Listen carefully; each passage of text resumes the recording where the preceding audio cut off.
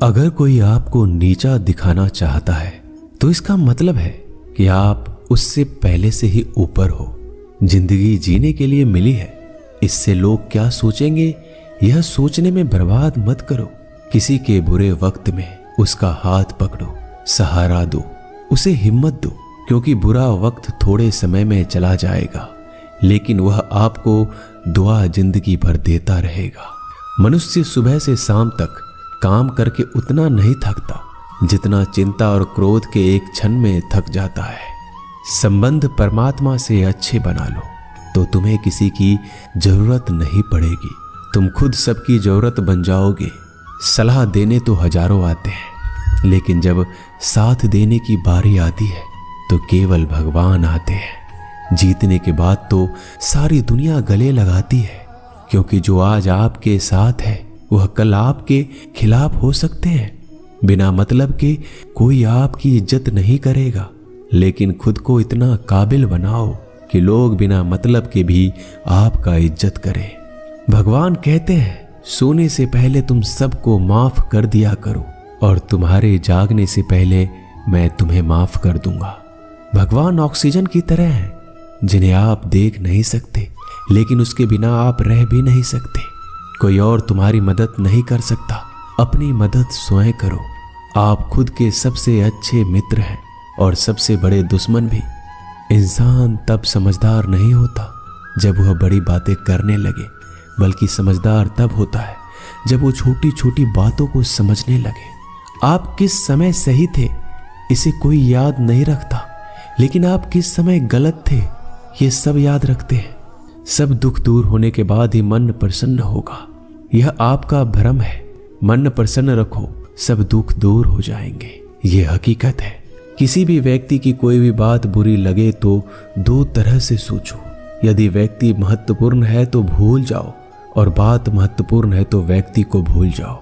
रिश्तों का संबंध सिर्फ रक्त से नहीं होता, जो मुसीबत में हाथ थाम ले उससे बड़ा कोई रिश्ता नहीं होता। भगवान कहते हैं तुम सब कुछ मुझे सौंप दो, सारा दर्द परेशानी, और बिल्कुल हल्के होकर मुझे याद करो। धीरे धीरे तुम्हारा जीवन बदल जाएगा। हर रोज रात को सोने से पहले भगवान को अपनी पूरी दिनचर्या बता के सोएं। अगर आपके द्वारा किसी का दिल दुखा है तो मन ही मन उससे माफी मांगे।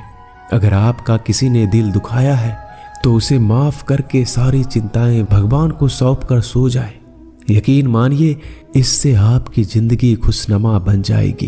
क्रोध बोला हुआ एक शब्द इतना जहरीला हो सकता है कि आपकी हजार प्यारी बातों को एक मिनट में नष्ट कर सकता है। सबको हंसाना लेकिन किसी पर भी हंसना मत।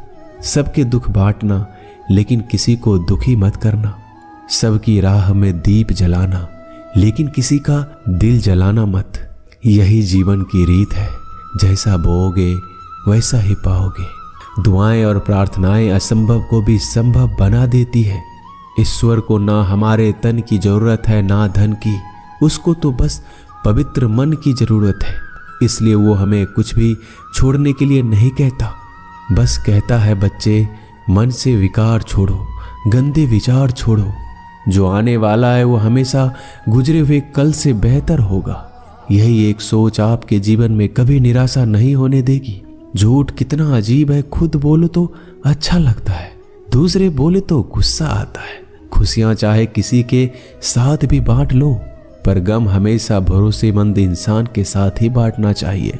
जीवन में समय चाहे जैसा हो, परिवार के साथ रहो तो सुख बढ़ जाता है, दुख हो तो बढ़ जाता है।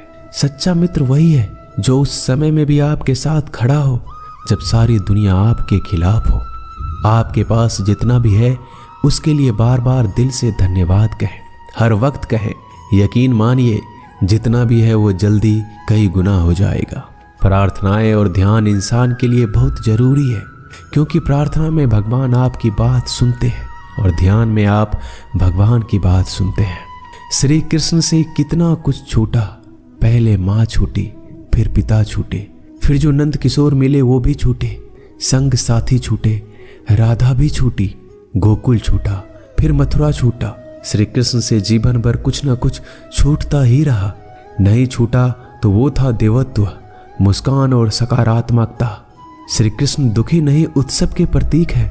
सब कुछ छूटने पर भी कैसे खुश रहा जा सकता है, ये श्री कृष्ण से अच्छा कोई नहीं सिखा सकता। इसलिए हमेशा खुश रहें, सदा मुस्कुराते रहें। जीतने का मजा भी तभी आएगा जब लोग आपके हार का इंतजार करेंगे। गीता में लिखा है, यदि कोई आपको अच्छा लगता है तो अच्छा वो नहीं, अच्छे आप हैं, क्योंकि उसमें अच्छाई देखने वाली नजर आपके पास है। अपनी पीड़ा के लिए संसार को दोष मत दो, अपने मन को समझाओ। तुम्हारे मन का परिवर्तन ही तुम्हारे दुखों का अंत है। सोच और नीयत अच्छी रखिए, फिर आपके कष्ट प्रभु स्वयं दूर कर देंगे। याद रखना, भगवान से कभी उम्मीद छोड़ना नहीं और दुनिया वालों से कभी उम्मीद रखना नहीं। सुख दुख एक सिक्के के दो पहलू है। जहां सुख होगा वहां दुख भी होगा, जहां दुख होगा वहां सुख भी होगा। इसलिए सुख दुख के बारे में बिना सोचे निरंतर अपने लक्ष्य को प्राप्त करने के लिए प्रयास करते रहना चाहिए। एक बात हमेशा याद रखना, किसी के सामने गिड़गिड़ाने से ना मोहब्बत मिलती है ना इज्जत। इसलिए अपने स्वाभिमान को जिंदा रखो। कोई अगर आपकी किस्मत में होगा तो आपके पास खुद ही चलकर आएगा।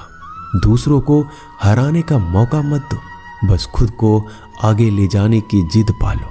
कभी हार ना मानने की आदत ही एक दिन जीतने की आदत बन जाती है। सिर्फ दो चीजें मनुष्य के भाग्य का निर्माण करती है। पहला, स्वभाव। अगर आपके स्वभाव में अच्छाई, विनम्रता और गुण है तो आपका भाग्य चमकेगा। अगर आपका स्वभाव क्रोधी है, आलसी है, तो आपका भाग्य बिगड़ना अनिवार्य है। इसलिए अपने स्वभाव को मधुर और आकर्षित बनाइए। दूसरा, आपकी वाणी। बोलना तो आदमी 2.5 साल की उम्र में ही सीख जाता है, परंतु कब, कहां और कैसे बोलना है उसे यह जिंदगी भर भी नहीं समझ पाता। जिसे ये बोलना आ गया कि कब, कहां और कितना बोलना चाहिए, समझ लो उसे सफल होने के लिए कोई नहीं रोक सकता। पिता से बड़ा कोई सलाहकार नहीं, माँ की छांव से बड़ी कोई दुनिया नहीं, भाई से अच्छा कोई भागीदार नहीं और बहन से बड़ा कोई शुभ चिंतक नहीं। इस मतलबी दुनिया से कोई मतलब ना रखो, और मतलब रखना है तो अपने मतलब से मतलब रखो। दुआएं मांगने से किसका भला होता है? मिलता तो वही है जो हमने बोया होता है। तुम नीचे गिर के देखो, कोई नहीं आएगा उठाने। तुम जड़ा उड़कर तो देखो, सब आएंगे गिराने।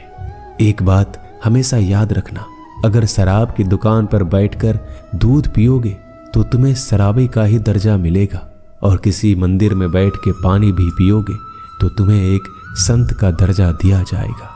इसलिए आप किसके साथ उठते बैठते हो ये बहुत मायने रखता है। दोस्तों, आशा करता हूँ कि आपने इस वीडियो से बहुत सारी सीख ली होगी। मिलते हैं जल्दी एक नए ज्ञानवर्धक वीडियो में। धन्यवाद।